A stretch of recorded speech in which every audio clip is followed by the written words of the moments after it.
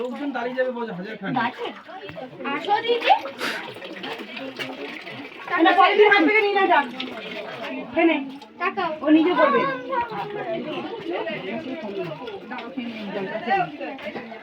মামামের হলে আমার line line by line, line by line, হ্যাঁ লাইন বাই লাইন দাও। ঠিক আছে, এটা